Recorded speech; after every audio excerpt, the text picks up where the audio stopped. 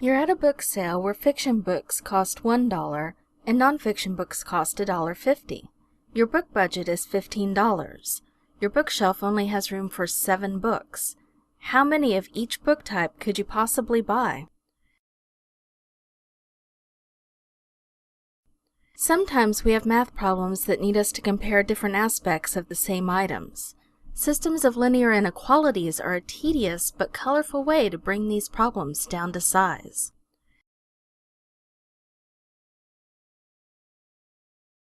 Solving systems of linear inequalities draws on 2 skills you already know. We use systems of linear equations when we're looking for a break-even point in a situation.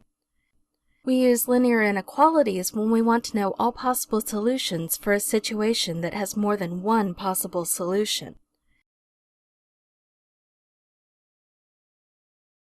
Systems of linear inequalities really create a set of restraints on a set of possible solutions by looking at the results of more than one linear inequality. In a way, it's like the AND situation when you're graphing compound inequalities. Start by graphing one of the linear inequalities and shade. When I do this on paper, I like to shade by drawing lines out from the line. Then graph and shade the other linear inequality.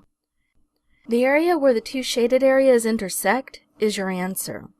If you're using my paper method, the hatched area is your answer.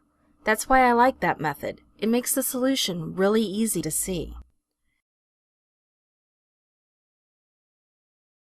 Just like in graphing compound inequalities, some systems of linear inequalities are OR situations. You'll graph and shade the linear inequalities as usual, but the shaded areas won't overlap, meaning that there is no solution for the system. Back to the bookstore. Let's start by defining X as the number of fiction books we can buy, and Y as the number of nonfiction books we can buy. Then we'll set up an inequality for the total number of books we can buy and the total budget we can spend. Solve and shade each inequality separately. That multicolored wedge in between the lines represents the solution to our problem. This problem has a couple of other restrictions that can't be so easily modeled by the math.